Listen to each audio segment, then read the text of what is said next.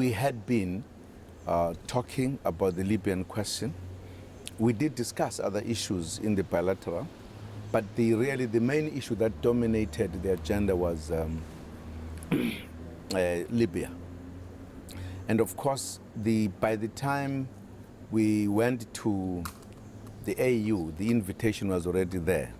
So it was discussed by the high-level committee, and certainly after particularly the adoption of our proposals, they felt it was very important, firstly, to come and meet the Russian president and explain the AU position.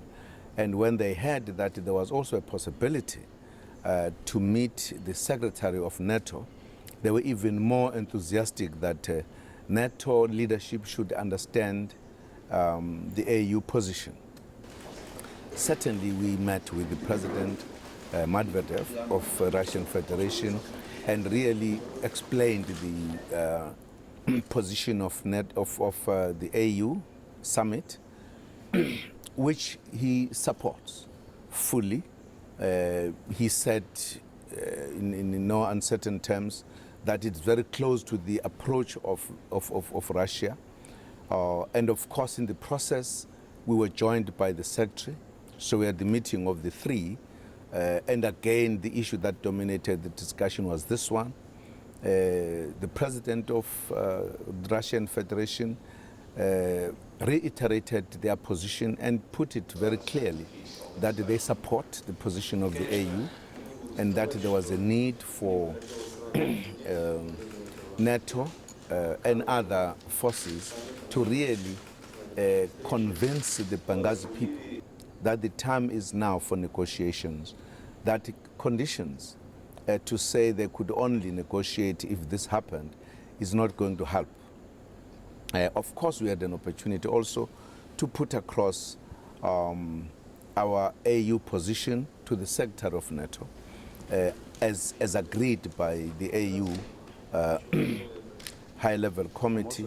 And I indeed explained the situation and also took the advantage to give them the copies of the AU position, which they're going to be studying.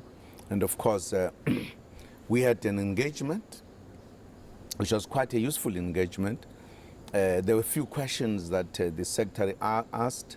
We answered the question. We believe we made a very strong case, particularly because the AU position is not exclusive. It's not just the AU on its own, but the AU is very inclusive. It is saying the United Nations must participate in the process. I think the discussion was absolutely wonderful.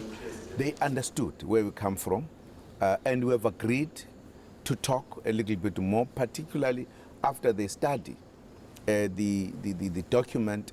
They would come back to say what are their views. We have said we are ready to engage if there are issues that are not clear. I believe that our document is rounded. It takes all the issues that are necessary for such a situation. And in our view, it is an opportunity that must not be lost. And I think there is an appreciation of that. So I'm very happy. I think the meeting has been very successful.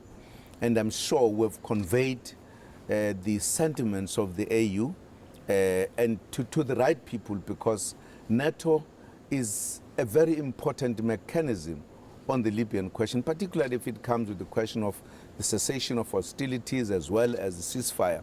NATO will certainly feature very strongly.